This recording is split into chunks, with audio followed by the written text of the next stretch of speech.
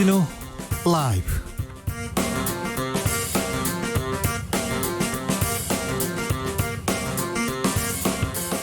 2020년 8월 18일 화요일입니다. 안녕하십니까, 주진우입니다. 코로나19 확진자가 닷새째 세 자릿수를 기록하고 있는 가운데 미래통합당이 정광훈 딜레마에 빠졌습니다.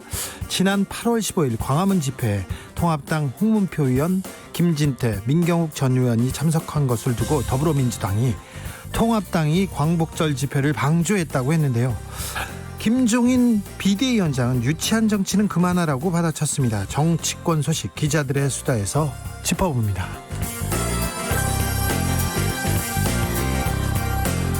사랑제일교회 발 코로나 확진자가 450명을 넘었습니다. 코로나 전도사로 불리는 전광훈 목사 재수감을 촉구하는 국민청원은 28만 명 육박했습니다. 보석으로 풀려난 후에 매일 집회를 열었다는 사랑제일교회 정광훈 목사의 집회 스타일, 현장 다녀온 취재 기자에게 물어보겠습니다. 그리고 검찰이 정광훈 목사 보석 취소에 대한 그 판단을 법원은 어떻게 내릴지 이것도 궁금한데요. 초지일검에서 예측해봅니다. 오늘은 고 김대중 대통령 서거 11주기가 되는 날입니다. 행동하지 않는 양심은 악의 편이다. 45년 전 박정희 유신 정권 시절에 대중을 향해 외친 고 김대중 대통령의 육성이 공개됐습니다. 45년 전 김대중 대통령의 외침, 행동하는 양심이 요즘 정치권에 어떤 울림을 주는지 주필에서 짚어보겠습니다. 나비처럼 날아 벌처럼 쏜다. 여기는 주진우 라이브입니다.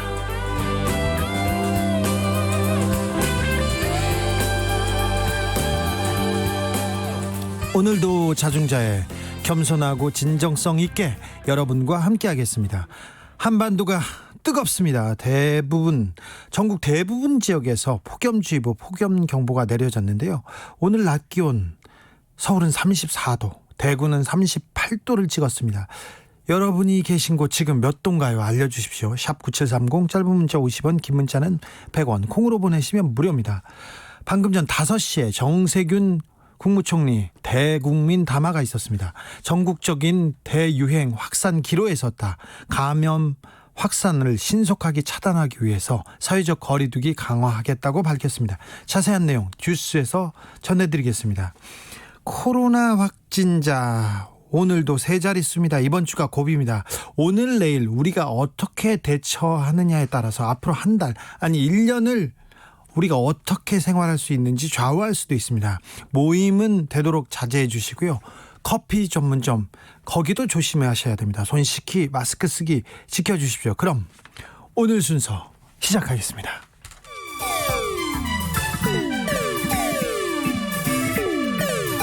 3805님, 그 언젠가 나를 위해 시사를 던져주던 단발머리 주진우 라이브. 왜 이런 거 저 시키는 거? 단발머리 휘날리며 늘 진실을 쫓겠습니다. KBS 1라디오 주진우 라이브.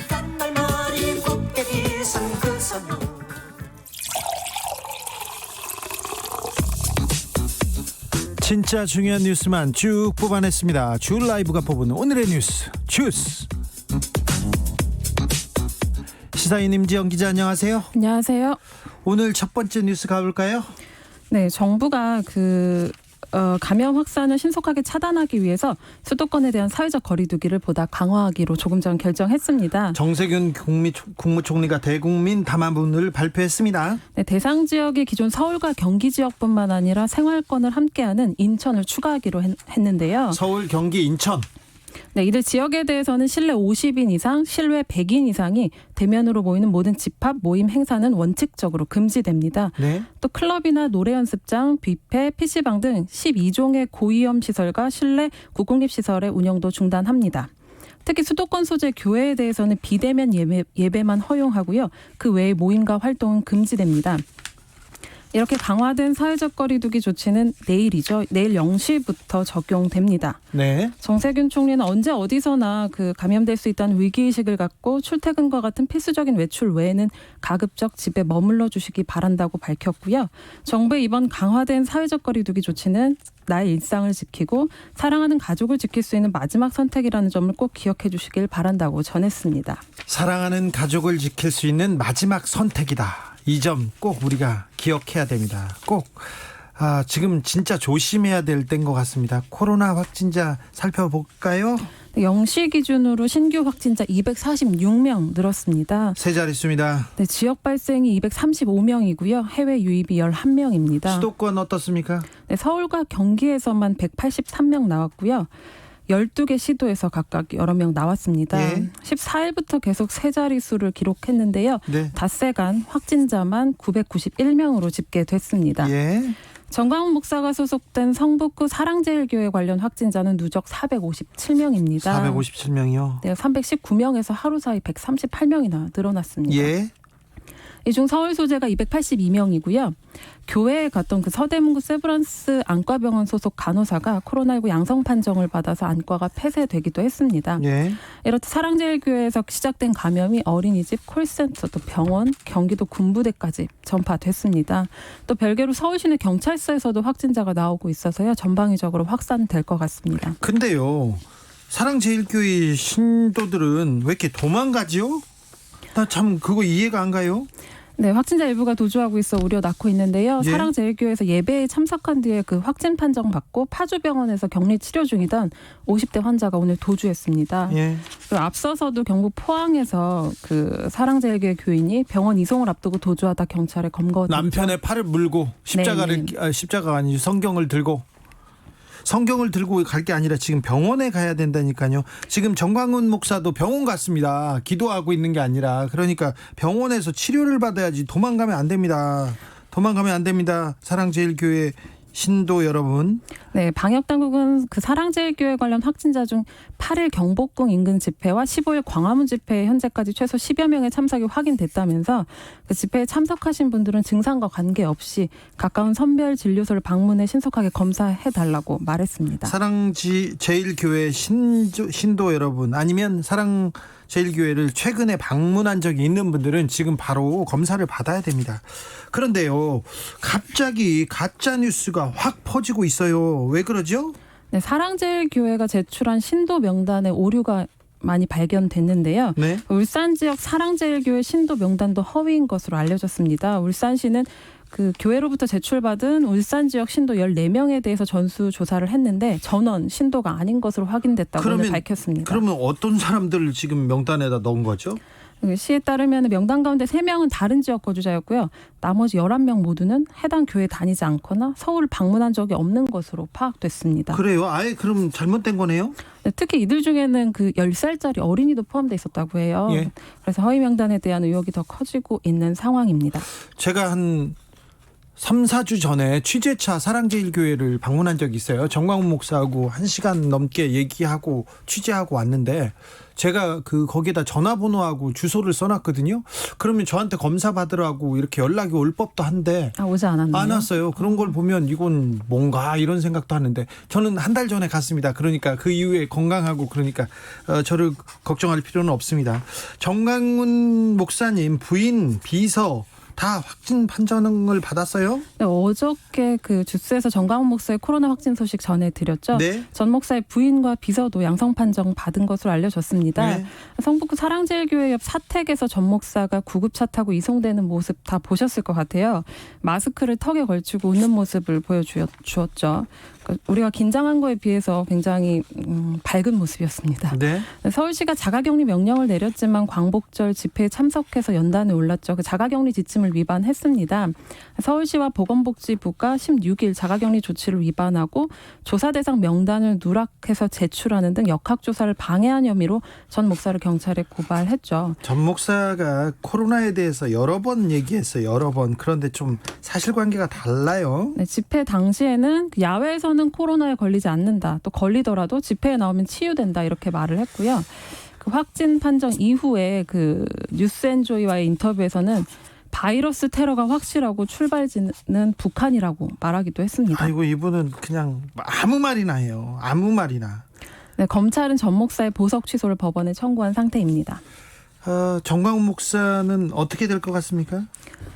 정광훈 목사가 어떻게 될 것 같은 거는 저희가 잠시 후에 초지일검이라고 저 김경진 전 의원, 김남국 의원 모셔다가 이 부분 자세히 좀 살펴보겠습니다. 보석 취소 후에 법원의 이렇게 과정들 어떻게 될 건지도. 정광훈 목사가 굉장히 교계에서 중요한 위치를 차지하고 있습니다. 항상 대중 집회를 주도하고 있고요. 그다음에 단식 투쟁, 반정부 투쟁을 주도하고 있습니다. 그 뒤에는 대형 교회 그리고 정치 세력들이 포진하고 있는데 맨 앞에 정광훈 목사가 있기 때문에 정광훈 목사에 대한 관심이 커지고 있어요. 도대체 어떤 인물인가에 대한 대중들의 관심 정말 커지고 있는데요. 저도 궁금했습니다. 찾아보니까요. 신학교를 졸업하고 목사 안수를 받았다고 알려져 있는데요. 개신교 쪽 시민단체가 실제 신학교에서 공부한 흔적이 없다고 한때 주장하기도 했습니다. 이분 한기총, 한국 기독교를 대표하는 한기총 총 대표 회장을 맡기도 했습니다. 그 한기총 회장 그 전에서는 최성규 그러니까 여의도 순복음교회의 2인자 조용기 목사와 더불어서 가장 영향력이 있는 분이 한기총 대표회장을 맡다가 그 다음 정광훈 목사가 맡았습니다. 교계에서는 굉장히 신망이 높은 지도자입니다. 네, 회장으로 있을 때 정치적 발언 많이 하기도 했고요. 예. 대중들한테 이름 알린 건 여자 성도에 대한 성희롱성 발언으로 유명세를 얻었습니다. 네, 그래가지고 제가 빤스 목사라고 별명을 붙여드렸습니다. 10여 년 전입니다. 네, 정확히 제가 그랬어요. 네, 죄송합니다. 구체적으로 사례를 입에 담기도 좀 그럴 정도인데요. 네, 별명이 그렇다고요. 예. 네. 2012년에는 총선을 앞두고 기독자유민주당 창당을 주도했고요. 기독자유민주당 창당했습니다. 그때 창당을 주도했는데요. 뒤에서 크게 돈을 대고 도와준 사람은 조용기 목사와 다른 대형교회 목사였고요. 그때 창당을 주도하고 전국 지구당을 만들고 다닌 분이 정광훈 목사입니다. 네, 지난해에는 문재인 하야 범국민 투쟁 집회에 황교안 전 자유한국당 대표와 자리를 하기도 했습니다. 지난해부터 문재인 하야 범국민 투쟁 이거 쭉 진행하고 있습니다. 미래통합당하고 손잡고 계속 하고 있는데요. 그때도 맨 앞에 선 사람이 그리고 청와대 앞에서 집회를 주도한 분이 정광훈 목사입니다. 네, 2018년 대선 국면에선 공직선거법 위반 혐의로 징역 6개월 집행유예 2년 선고받았는데요. 그래서 선거운동을 할 수 없는데도 그 이후에도 강화문 집회에서 특정 정당의 지지를 호소해서 공직선거법 위반으로 3월에 구속 기소가 됐는데 한 달 뒤에 보석으로 풀려났습니다. 그때 교계에서 굉장한 탄원서와 압박이 있었다고 합니다. 어제 주스에서 전해드린 대로 이 사건과 관련될 수 있거나 위법한 일체의 집회나 시위에 참가해서는 안 된다는 조건이 달렸었는데요. 네. 네, 그리고 그가 담임 목사로 있는 사랑제일교회는 1995년부터 장위동에 자리 잡고 있습니다. 네. 95년이 아니라 좀 더 그 전부터일 것 같은데요. 장위동은 95년이고요. 네. 80년대에 다른 곳에서 시작했다고 합니다. 한경직 목사가 그러니까 한경직 목사 북에서 이렇게 내려오신 한경직 목사라고 대형교회 세문안교회 목사님이시죠. 그리고 굉장히 교계에 큰 영향력이 있는 분인데 그분이 돈을 줘서 제일 먼저 사랑제일교회를 만들었고 그리고 장이동에 자리를 잡았다고 정광훈 목사가 주장하고 얘기하신 겁니다. 이거는. 네, 재개발 지역으로 묶이면서 철거 문제로 서울시하고 조합 등하고 갈등을 빚었는데요. 네. 보도에 따르면 서울시 등이 82억여 원 제시했는데 교회는 500억대 보상 요구하고 있다고 합니다. 네, 그래서 계속해서 버티고 있는데요. 버티고 있는데 이사를 안 가고 그 주변은 재개발 지역은 다 이사 갔는데 이분만 버티고 있어요. 그러면서 아니 수백억짜리 돈을 수백억 줘도 이만한 교회를 못 짓는다. 그런데 82억 주는 게 말이 되느냐. 더 내놔야 된다. 그래가지고 아니 이게 법적으로 82억 원을 주기로 돼 있고 다른 주민들도 다 받고 나갔기 때문에 그것만 받고 가야 된다. 안 된다 하고 지금 얘기하고 있는데 그래서 제가 목사님한테 말씀드렸어요. 그게 알박기라고. 네. 명도 소송에서 패소하기도 했죠. 네. 신도들이 안에서 단체 숙박을 하기도 했다고 합니다. 네. 네. 최근에도 그랬다고 합니다. 교계에서 과격파로 이렇게 알려지고 있는데요. 본인 정광훈 목사 얘기도 그렇고 그 주변 사람들 얘기로는 보수 기독교 단체에서 그렇게 과격한 사람 아니고요. 신망도 높고 이분을 굉장히 조금 배척하거나 이상하게 쳐다보지 않습니다. 거기에서 상당히 뭐라고 해야 되나 신중하고 신망이 높은 사람이라는 게 그 교계의 평가입니다. 정말이에요. 이분이 그 사회에서는 과격파로 이렇게 불려지고 있지만 일부 대형 교회에서는 이분을 굉장히 신망 있게 보고 이분한테 큰 일을 맡기고 있습니다. 그렇다고 보기엔 너무 발언이 과격한 것 발언은 같습니다. 과격합니다만 그런데 다른 대형 교회 목사님들도 굉장히 과격한 얘기를 조금 숨겨서 얘기한다. 이런 그 여론도 있습니다.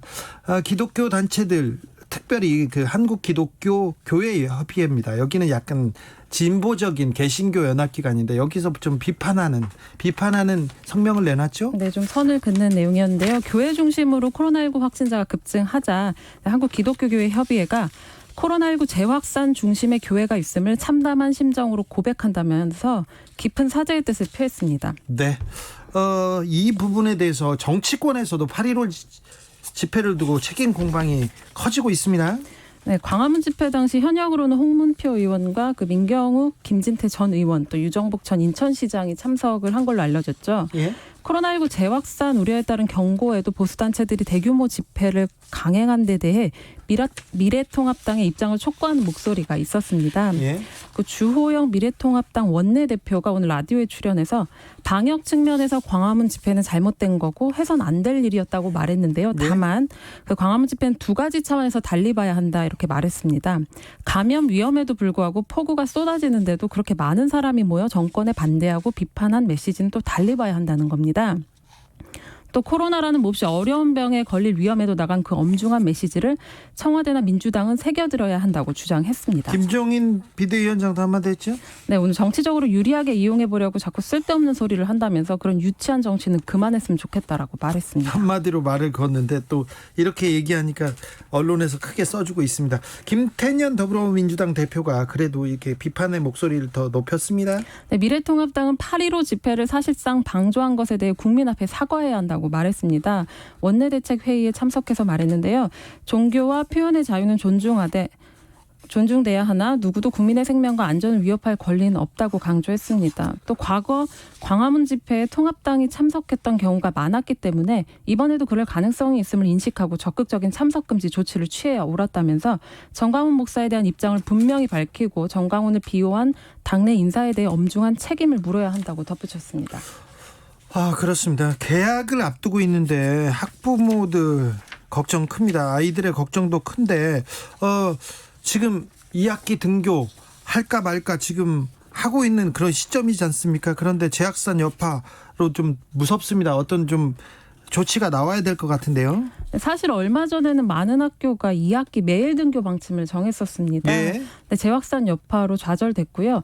지금 등교 중지 학교가 800여 곳에 이릅니다. 등교 중지 아예 중지하는 학교가요? 네, 지역 감염이 확산하고 있는 그 서울 성북구, 강북구, 또 부산, 경기, 용인시, 양평군 일부 소재 유치원과 학교는 오늘부터 2주간 원격 수업을 진행합니다. 성북구, 강북구는 사랑제일교회하고 가까운 데 있어가지고 여기는 다 학교를 못 가게 됐습니다. 지금 교회발 감염 때문에 아이들이 학교를 못 가게 됐습니다. 네, 교육부는 또 코로나19 사회적 거리두기 2단계 격상에 따라서 오늘부터 수도권 학교 밀집도 최소화 조치를 강화하겠다고 밝혔습니다. 그래서 서울, 경기 수도권은요.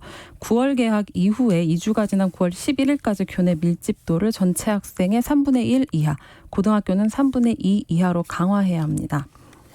참 수능도 얼마 안 남았는데 이거 걱정이 큰데 많겠어요.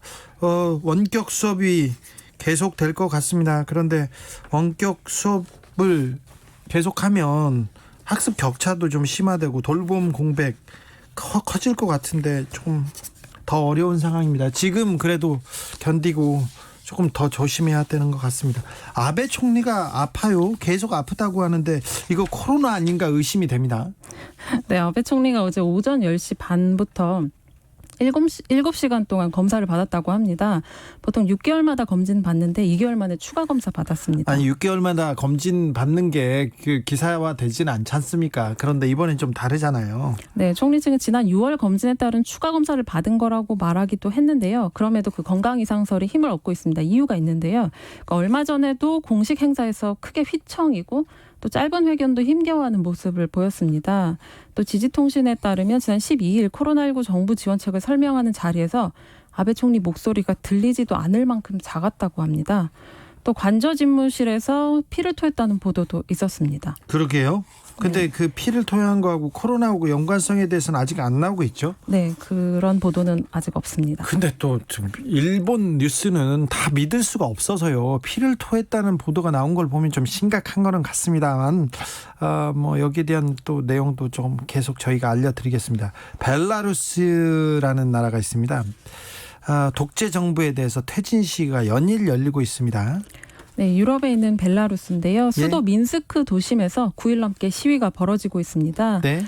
시작은 9일 치러진 대통령 선거에서 26년째 집권하고 있는 루카셴코 현 대통령이 압승했다는 출구조사 결과가 나오면서였는데요. 그때부터 시위가 시작됐습니다. 6번째 연임이랍니다, 이번에. 네, 22만여 명이 재선거를 요구하는 항의 시위를 벌이기도 했고요. 부정선거 의혹을 제기하고 있습니다. 네. 루카셴코 대통령은 벨라루스가 독립한 1994년부터 26년째 대통령 맡고 있고 러시아로부터 독립했죠? 네, 유럽의 마지막 독재자라고 불립니다. 네. 네, 루카셴코 대통령은 권력을 나눌 수 있다 이번에 이런 뜻을 밝혔는데요. 그렇다고 해도 재선거 요구는 받아들일 수 없다고 일축했습니다. 네. 이번 대선의 야권 후보였던 스베틀라나 티아노프스카야라는 그 여성 지도자가 있는데요. 아유, 이름이 참 어렵네. 여성 지도자입니다. 네, 국가 지도자가 될 준비가 됐다 이번 시위를 두고 그렇게 말하기도 했습니다. 이분은 근데 남편 대신에 출마한 거죠? 네, 대선 출마를 준비하다가 체포됐어요. 반체제 인사인 세르게이 티아노프스키의 부인입니다. 예. 남편 대신해서 출사표 던졌고요. 이번 시위로 7,000명 가까이 체포되고 수백 명 부상자 나왔습니다. 사망자도 나왔는데요. 러시아가 대통령 측의 군사적 지원을 약속하자 EU 회원국 정상들이 긴급 회의를 소집해서 시위대의 연대의 뜻을 전하기도 했습니다. 더 큰 피해가 없었으면 합니다. 민주화 시위가 또 열매를 맺기를 또 기원해 봅니다. 여기까지 하겠습니다. 주스 임지영 기자 감사합니다. 네, 고맙습니다. 8517님이 초등학교 4학년 아이가 이번 주 개학했는데 학교 가기가 다시 무섭답니다. 마스크 착용, 손 씻기 시키는 대로 잘합니다. 학교에서 친구들과 대화 못하고 놀지 못해도 가는 것만으로도 즐거워했습니다. 집 학교만 오가는 아이들이 무섭다고 하니 진짜 가슴이 무겁습니다. 이 아이들이 마음껏 공부하고 마음껏 뛰놀 수 없게 만든 어른들 좀 반성해야 됩니다. 지금 조심해야 됩니다. TV 배너님, 지금 코엑스인데요. 사람들 긴장감 하나도 없어 보이고요. 커피숍마다 마스크 없이 사람들 자유롭게 이야기합니다. 어이구, 그래요? 다른 동네는 지금 굉장히 무서워서 커피숍에 사람이 없던데요. 조금 조심해 주십시오. 코엑스에 있는 분들도. 교통정보센터 다녀오겠습니다. 김민희 씨. 어제까지 징검다리 연휴의 여파인지 오늘도 귀경 정체가 심합니다. 서울 양양고속도로 서울 방면 정체는 모두 13km로 동웅천에서 춘천분기점 사이와 이후로는 서종 일대, 다시 덕소 3패부터 강일까지 속도 줄여 지납니다. 영동고속도로 인천 쪽으로 강원권에서는 둔내에서 횡성휴게소 사이로 8km 구간에서 정체고요. 이후로 신갈분기점 부근 4차로에서는 고장난 화물차를 처리하고 있습니다. 더 가서도 동수원에서 광교터널 사이와 부곡 일대, 다시 둔대분기점에서 반월터널 사이와 또 군자분기점에서 서창분기점까지 정체입니다. 제2중부고속도로 하남 쪽으로 광주분기점 부근에서는 사고가 났습니다. 이 여파로 곤지암부터 정체고요. 호남고속도로 천안 방면 동광주 부근 2, 3차로에서도 사고가 났습니다. KBS 교통정보센터였습니다. 주진우 라이브.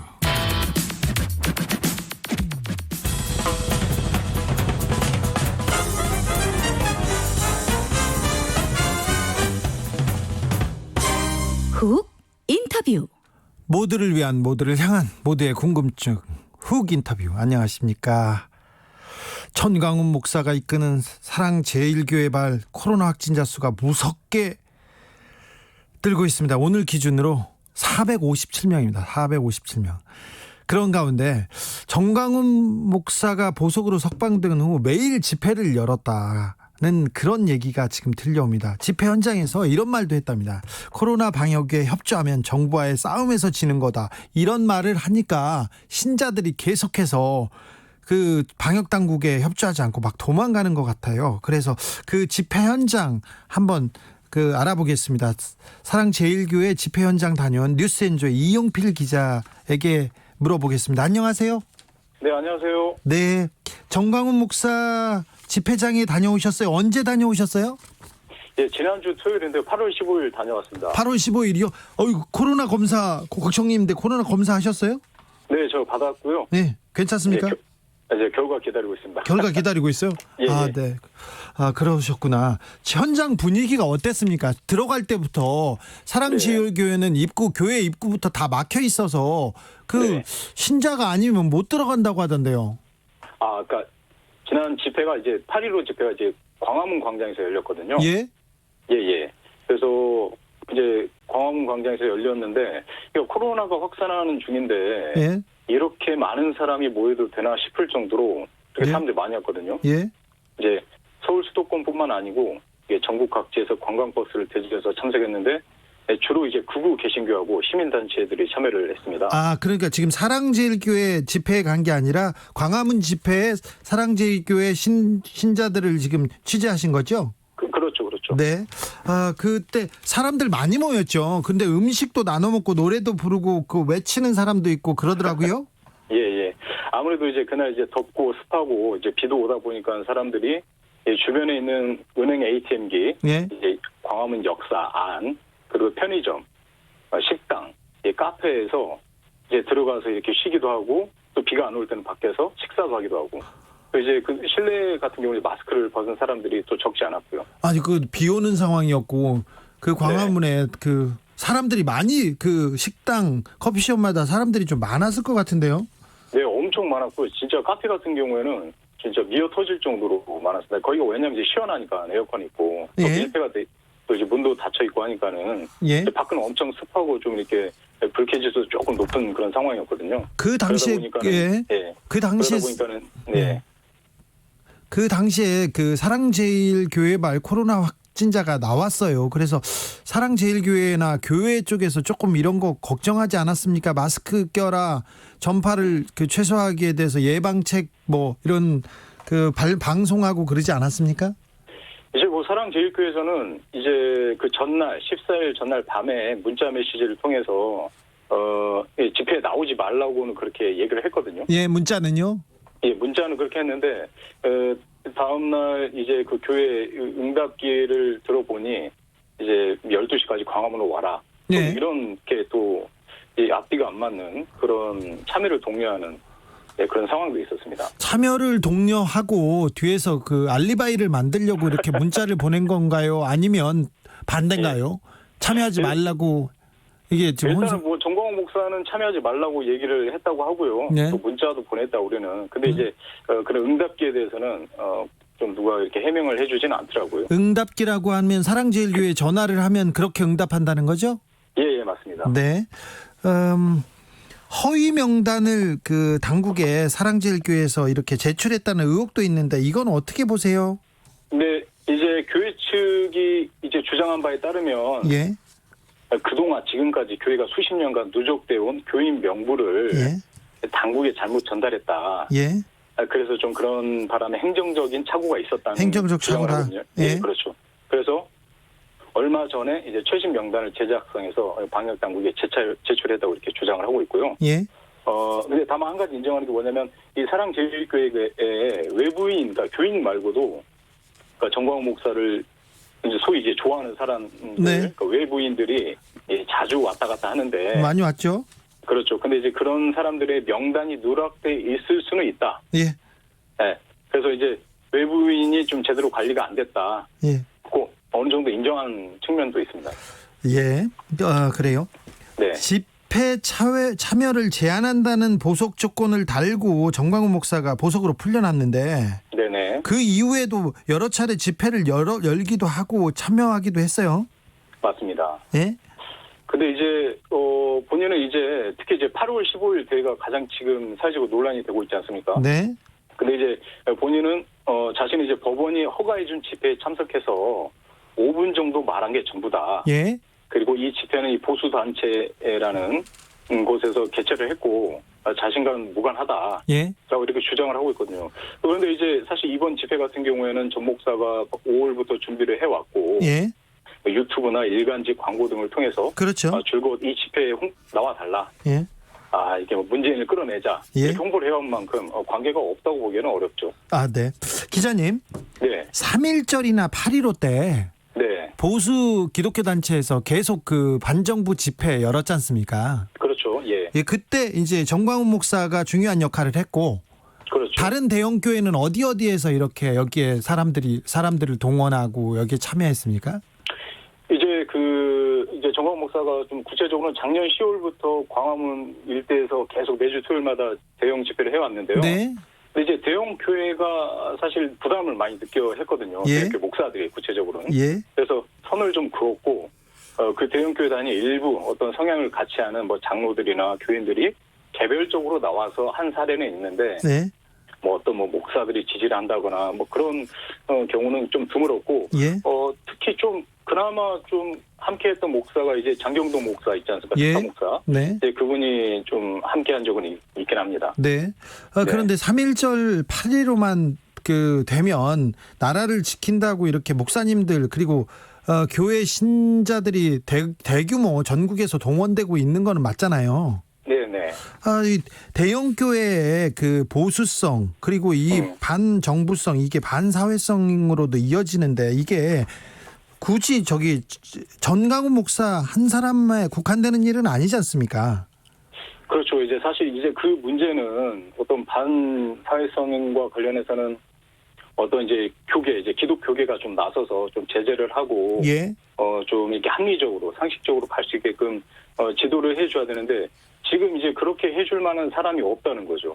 네. 이제 그 예전에 뭐 조용기 목사라든지 뭐 김사만 목사라든지 뭐 이런 분들이 있었는데 지금은 이제 이를 좀 끊어줄, 예. 좀 이를 제재해줄 만한 교계 리더가 없다. 예. 그래서 좀 그렇기도 하고 또 이번에 정광훈 목사가 워낙에 이제 사회적으로 좀 이런 논란의 이슈에 막 서다 보니까는 좀 성향을 같이 하는 사람들이 이제 정광훈 목사를 이제 리더로 받아들이고 뭐 하자는 대로 이렇게 따라가는 그런 상황이 좀 지금까지 연출된 게 아닌가 싶습니다. 근데 그 많은 기독교인들 개신교계에서도 정광훈 목사를 좀 우려하고 걱정하고 좀 자정 노력하자 이런 목소리도 있을 거 아니에요. 예, 있죠. 네. 있는데 이번에 특히 이제 한국기독교교회협의회라는 일종의 이제 교계 기독교계 안에서 좀 진보 성향의 단체가 있는데 네. 입장문을 최근에 이제 발표를 했거든요. 예. 한 코로나19의 재확산 중심의 교회가 있다. 그래서 이제 국민들이 이제 사과의 뜻을 밝히기도 했는데, 네. 이제 그럼에도 불구하고 조금은 여전히 좀 이런 정광훈 목사를 지적하는 비판의 목소리가 아직은 교계 안에 좀 적은 게 사실입니다. 그렇죠. 네네. 지금 전광훈 목사를 통해서 아니면 정광훈 목사님 주변에서 코로나19 관련돼서 가짜 뉴스들이 자꾸 전파된다는 얘기가 있는데 어떤 가짜 뉴스들이 있습니까? 네, 가령 이제 교회 안에서 많은 가짜 뉴스들이 퍼지고 있는데 대표적인 게 뭐냐면 선별진료소에서 음성 이 판정을 받았는데 네. 사랑제일교회 교인만 양성으로 판정을 해준다. 네. 일부러. 예. 그리고 이 정부가 이 정광훈 목사를 죽이기 위해서 이 데이터를 조작하고 있다. 네. 뭐 이런 식이고요. 뭐 조금은 이제 따져볼 만한 주장이긴 한데 보건당국이 이제 코로나 검사를 유독 이 사랑제일교회만 많이 해서 예. 확진자가 많이 나온다. 뭐 이런 주장도 하고 있습니다. 아, 그래요. 네. 그리고 8.15 집회에서 예. 전경차에 깔려서 사람이 죽었다, 압사됐다 이런 가짜 뉴스도 돌았어요. 예, 제가 그날 뭐 현장에 있었지만 뭐 경찰차가 움직이거나 그런 건 전혀 없었고요. 예. 예, 그건 일종의 좀 가짜 뉴스고, 예. 좀 뭔가 자극하기 위한 하나의 좀 가짜 뉴스로 보고 있습니다. 네. 전광훈 목사가 어제 예. 코로나 확진되고 구급차를 타고 병원에 가는 과정이 언론에 좀 나왔지 않습니까? 예, 저도 봤는데요. 예. 근데 그 마스크를 턱 밑에 쓰고 좀 웃고 뭐 통화하면서도 그렇게 여유를 보이고 그랬는데 예. 이 전 목사의 행동 이렇게 어떤 이유가 있다고 보십니까? 기독교계에서는? 크게 저는 그러니까 기독교에서는 별 관심이 없고요. 네. 크게 이제 의미 부여는 하지 않고 있는데 아마 좀 민망해서 그런 거 아닐까요? 본인은 걸리지 않는다, 뭐 야외에 나오면 걸리지 않는다, 뭐 집회에 나오면 치유가 된다 이렇게 주장을 했는데 본인이 이제 확진 판정을 받으니까 좀 민망해서 그런 게 아닐까 싶습니다. 예. 사랑제일교회가 전국적인 교회입니까? 이렇게 왜 전국적으로 신도들이 다 그 장위동에 성북구 장위동에 있는 교회에 와서 이렇게 예배를 드리고 지금 수련회에 참석하기도 했어요. 네네. 일종의 사실 이제 전국구 교회는 아니고 장위동에 있는 그냥 어느 정도의 좀 규모가 있는 중용 교회였는데 정광훈 목사 작년 6월에 이제 한기총 대표장이 되면서 문재인 대통령의 하야를 선언을 하고 예, 그때부터 일종의 이제 한국 교회가 좀 보수적이지 않습니까? 예, 그리고 좀 어떤 반정부를 지지하는 그런 집회에 나와서 같이 목소리 내고 계속 줄곧 하니까는 그런 뜻에 동조하는 사람들이 하나둘 밀려들면서 예. 지금 한 3-4천 명까지 이렇게 늘어나는 지금 이런 상황까지 오게 된 것 같습니다. 기자님도 교회 다니시죠? 네, 예. 그런데 그 이 사회를 훌륭하게 좀 만들려는 그렇게 헌신하는 신자들 많습니다. 계신 교회도 많고요. 네, 그럼 그런데 정광훈 목사가 지금 우리나라 교회 목사 중에 가장 영향력이 있고 가장 이름값이 있는 목사가 돼버렸어요. 예, 예, 맞습니다. 전체 개신교를 대표하는 것처럼 비춰지는 건데 네네. 개신교에서는 왜 움직임이 없을까요? 대형교회 목사님들도 그렇고요. 일종의 참 이게 참 어려운 질문이기도 한데요. 사실 이제 개별적으로 만났을 때는 많이 비판을 하죠. 정광훈 목사 그래서는 안 된다. 좀 자중해야 된다. 개별적으로 기자님을 만났을 때는 그렇죠. 예. 예. 그런 얘기를 하는데 이거 공식적으로는 그 얘기를 못 하는 게 여전히 교회 안에 어떤 이 정치적으로 조금은 좀 한쪽으로 치우친 분들이 있고 예. 이제 그런 분들 중에는 뭐 장로도 있고 좀 그러다 보니 어떤 권력을 가진 분들이 있기 때문에 어느 정도 좀 눈치를 보는 분들도 계세요. 지금 정광훈 목사는 바깥에서 대외적으로 활동하는 거는 다 네. 그런 대형 교회나 어떤 목사들이 밀어주는 거고 돈을 주는 거고 그랬기 때문에 더 내가 이렇게 활동한다 이런 얘기도 하지 않습니까? 그렇죠. 이제 사실 이제 그런 것도 일일이 또 팩트 체크를 하면 다 아니라고 또 얘기를 하거든요. 아니라고 해요? 네. 그렇죠. 예. 누가 지원해 주기로 했다. 또 어느 교회 목사님이 또 나오시기로 했다. 다 물어보면 다 근거 없는 얘기고 일방적인 주장이라고 이렇게 다 나오거든요. 근데 정광훈 목사가 주최하는 집회에 네. 대형교회 신자들 참석하고 목사들도 다 오지 않습니까? 그런데 그리고 지금껏도 해왔고요. 네. 근데 이제 예. 그런 자세히 좀 들여다보면 또 진짜 우리가 흔히 알고 있는 대형교회 목사들은 다 뒤로 빠져 있거든요. 예. 예. 그러니까 좀 일종의 이제 그런 교인들 정도 지지하는 교인들 정도만 나가서 함께 하고 있다. 이렇게는 좀 볼 수 있을 것 같습니다. 전광훈 목사 앞으로의 계획은 뭐라고 밝혔습니까? 글쎄요, 이제 또 자기가 이제 코로나에서 회복이 되면 애국 운동을 다시 전개하겠다. 애국 운동이요? 예. 그러니까 뭐 반정부 집회를 이어가겠다는 의미인데요. 예. 글쎄요, 이제 지금 공직선거법으로 지금 재판이 진행 중이고, 네.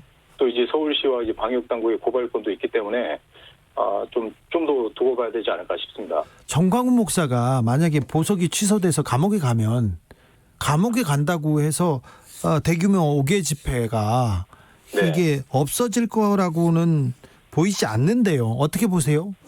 이게 사실 이제 구심점이 지금까지 정광훈 목사로 지금 돌아왔기 때문에 집회가 예전만큼 크지 하더라도 네. 하지는 그렇게 대형적으로 하지 못할 거다라는 게 사실 그 안에 내부에서도 중론이거든요. 그러니까 예. 정광훈 목사를 대체할 만한 사람이 없고 그리고 또 그렇게 또 사람을 결집시킬 만한 또 이게 어떤 스킬이나 뭐 능력을 가진 사람이 현재로서는 없다라는 네. 게 그게 좀 중론입니다. 네. 정광훈 목사가 교계에서 이렇게 중요한 사람이 될 줄은 전 몰랐어요. 10여 년 전만 해도. 그렇게 됐습니다. 네. 여기까지 듣겠습니다. 지금까지 뉴스엔조이 이용필 기자였습니다. 감사합니다. 네, 감사합니다. 팝콘님이 우리 교회는 다르다고 선긋기한 것이 지금의 이 지경을 만든 겁니다. 다르기는 뭐가 다릅니까? 다른 성경책 보나요? 다른 신을 믿나요? 스스로 정화하지 못한다면 그들에게 종교의 자유도 없는 겁니다. 이런 의견 주셨고요. 0337님이 신앙인으로서 너무 부끄럽고 죄송함을 금할 수 없습니다. 믿지 않는 국민들께 머리 숙여 사과드립니다. 전국 수많은 교회가 있는데 그 숫자 이상으로 목사님이 많은데 한 분도 사과하는 목회자가 없네요. 기독교인이 배척당하는 날이 멀지 않았습니다. 하는 이런 자성의 문자를 보내주신 분도 있습니다.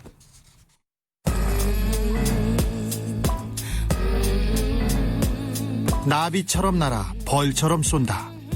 주진우 라이브.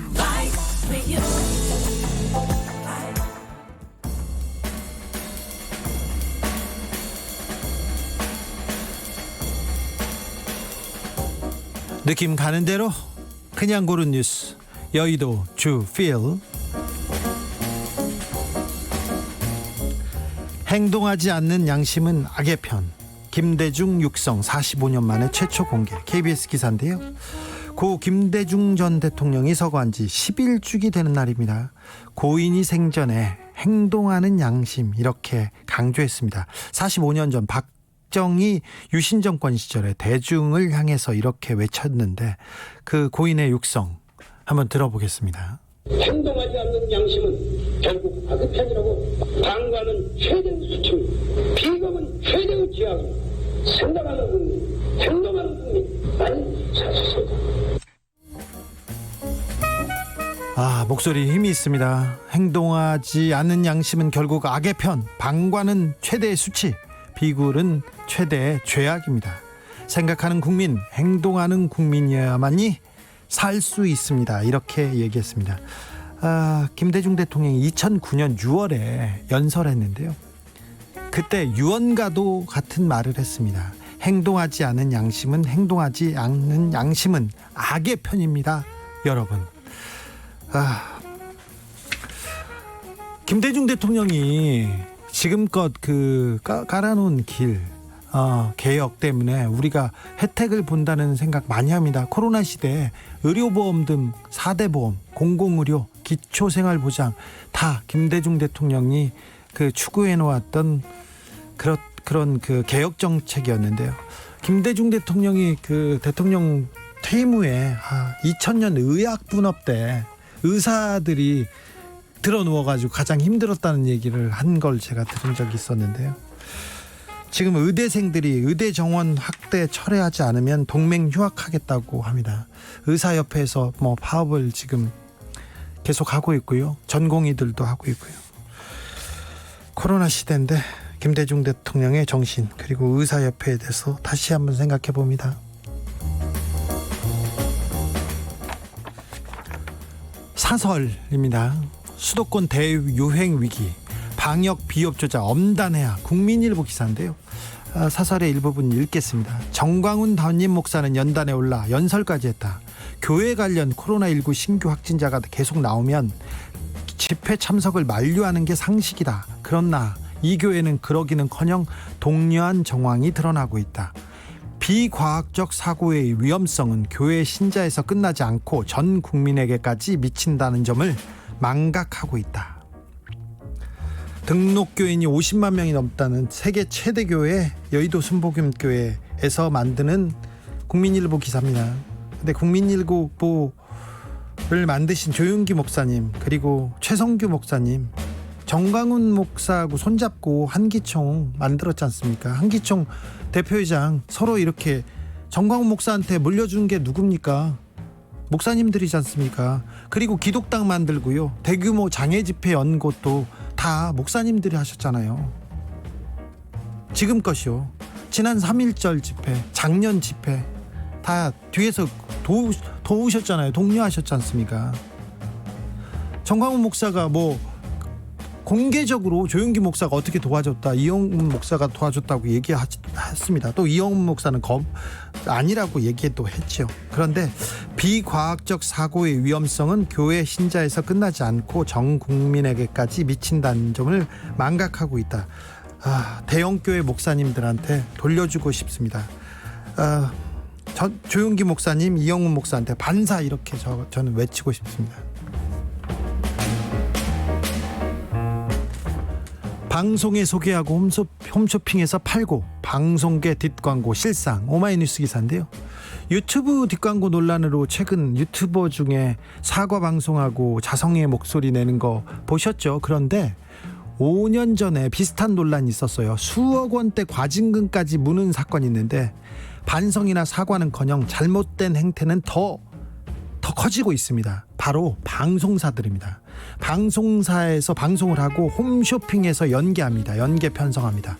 그러니까 건강 프로그램에서 난 몸에 좋다, 이건 몸에 좋다, 이건 먹고 암에서 나았다 계속 하지 않습니까? 그런데 방송 조금 지나면 홈쇼핑에서 광고에서 그거 팔아요. 조사 결과 종편 그리고 SBS, KBS는 제외됩니다. KBS는 안 했답니다. SBS, MBC에서 이런 연계 편성 횟수가 너무 많습니다. 석 달간 조사했는데 2019년부터 2020년까지 석 달간 했는데 SBS가 127회, MBC 49회, TV조선 80회, 그리고 뭐 MBN 맞네요. MBN 105회, JTBC 37회입니다. 방통위에서 한 달간 조사했는데요. 한 달간 조사했는데 조사의 한 달 기준 평균으로 SBS 42회, MBC 16회, TV조선 27회, MBN 35회 이런 식으로 연계 편성을 했습니다. 연계 편성을. 댓글 보니까 그럴 줄 알았다. 홈쇼핑에 나오는 의사들, 한의사들 돈밖에 모르고 그렇게 방송하더라 얘기하는 사람들이 있고요. 지상파 방송에서 건강 프로그램 다 과장돼서 신뢰하면 안 돼요. 이런 얘기 많이 합니다. 특히 건강식품 막 사 먹는데요. 이거 광고입니다. 광고. 그런데 왜 방송사에서는 자성의 목소리 안 나올까요? 유튜브들은 고개 숙여서 사과하지 않습니까? 왜 방송사에서는 사과 안 할까요?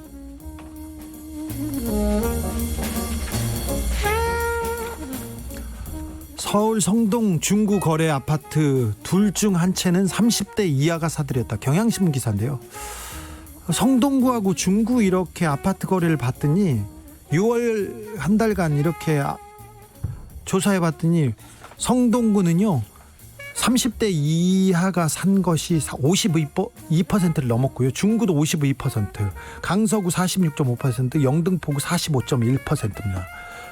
성동구 아파트 평균 실거래가가 11억 6천만 원이에요. 그런데 30대 이하 친구들이 무슨 돈이 이렇게 많을까?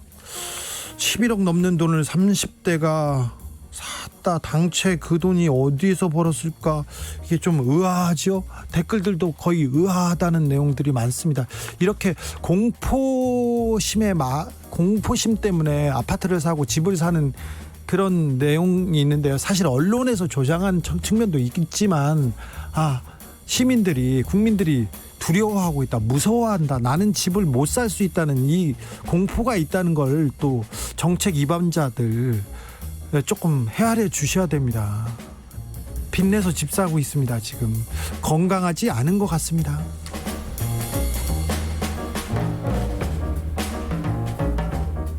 수십 년 지켜온 북극곰 서식지에 트럼프 석유 개발 허용했다는 그런 기사입니다. 트럼프 행정국부가 북극곰이 사는 알래스카 북동부, 거기는 북극권 국립 야생보호구역입니다. 여기에서 석유가스를 개발하기로 허용했다고 합니다. 북극권 국립 야생보호구역은 북극곰, 술록 등이 살고 있는데요. 여기는 원유 매장량이 북미 내륙에서 가장 많은 곳이었어요. 그런데 환경보호를 이유로 수십 년 동안 석유 시추가 금지되어 있는데 트럼프 행정부가 트럼프 대통령 임기가 얼마 안 남았지 않습니까? 도장 찍어버렸습니다. 인간의 탐욕이 생태계를 파괴하고 기후의 역습을 부르는 것은 아닌지. 지금 기후가 역습하고 있잖아요. 너무 비가 많이 왔고 너무 뜨겁잖아요. 북극권도 뜨겁다지 않습니까? 아이고, 참 인간이 지구의 역습을 부르는 건 아닌지 그런 걱정을 해봅니다. 트럼프 대통령은 이명박 대통령하고 너무 비슷한 건 아닌지 저는 그런 생각도 해봅니다.